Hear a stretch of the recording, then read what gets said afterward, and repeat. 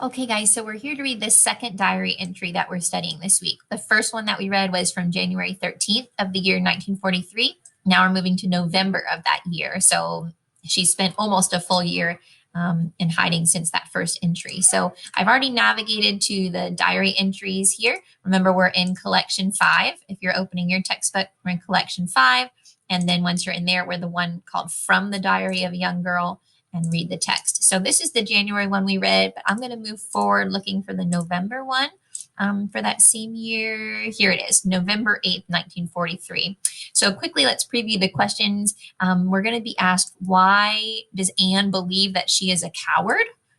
That'll be interesting. We're also going to have to look for 4 nightmares that she's having. We're going to watch for a statement she makes about a castle in the air.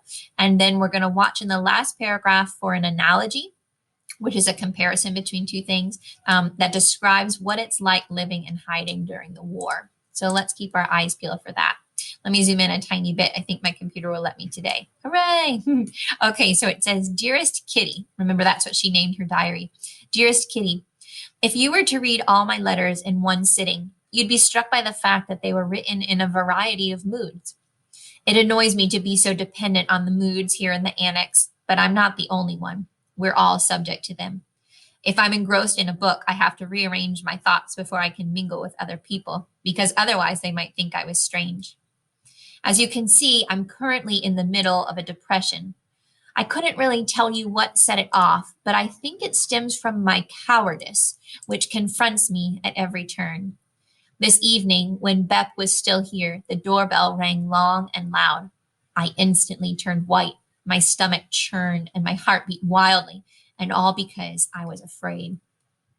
Let me go back for a minute. She says she's feeling super depressed now. I guess, by the time we meet her in November, she's in the middle of a depression. She says that her moods change a lot from day to day, but right now she's feeling depressed. And she says she thinks the reason is that she was a coward.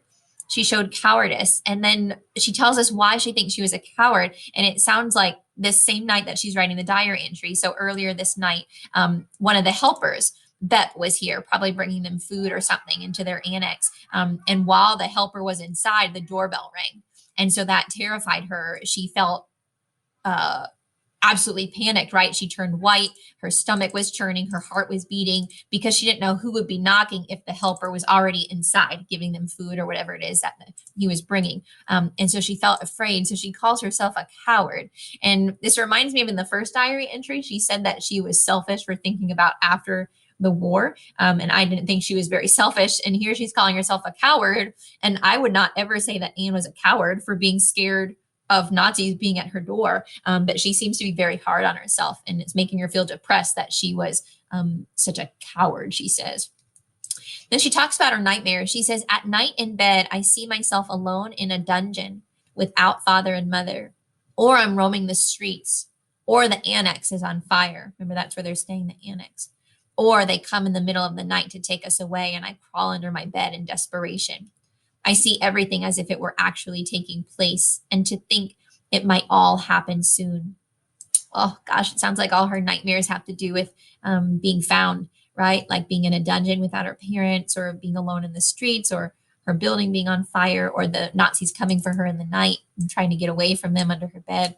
Oh, and she says, she fears it might happen soon.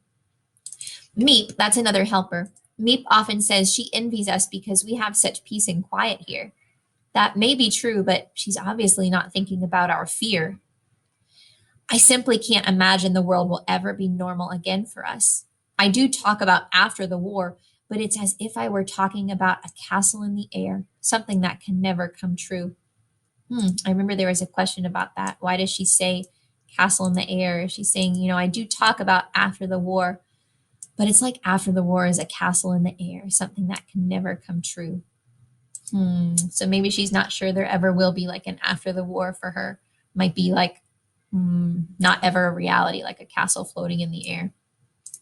Then she says, here's this last paragraph. I see the 8 of us in the annex as if we were a patch of blue sky surrounded by menacing black clouds.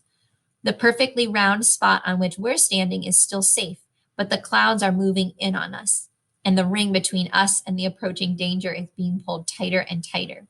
We're surrounded by darkness and danger, and in our desperate search for a way out, we keep bumping into each other.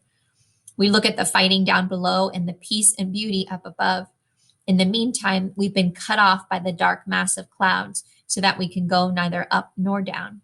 It looms before us like an impenetrable wall, trying to crush us, but not yet able to. I can only cry out and implore, oh, ring, ring, open wide and let us out. I want to try and help you like visualize what she's saying. She basically feels like she and the other people who are living in this annex are standing like in this magical circle almost. She says it's like we're this little patch of blue sky, me and the other people living in this annex. We're this little patch of blue, peaceful sky, but all around us is these menacing black clouds, right? That must be like the Nazis, the war, everyone coming to get them soon. And she says she feels like she's on this perfect little round spot, right? And right now she's safe. But she says she feels like the clouds are moving in, right? And there's this little ring of safety, right? Imagine like a little buffer zone. There's a little ring of safety between like their little patch of sky and all the clouds. But she says it's being pulled tighter.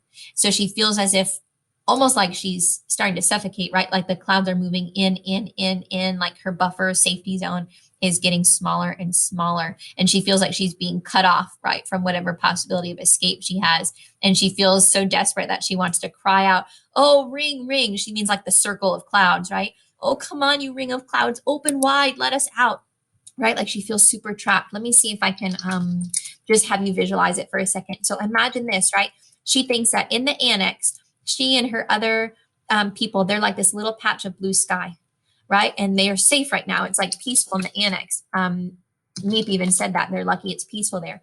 But all around, let me go for black storm clouds. All around them, she feels like are all these clouds coming, right? Look how sinister and evil that kind of looks. And she feels like all these clouds are surrounding her in a big ring, right? They're every which way she turns, and the circle of clouds is getting like closer and closer. And so she says that's kind of what it feels like to be living here. Imagine it like this, right? She's in the middle in this nice little patch of blue sky, and maybe the black clouds are like out here, right?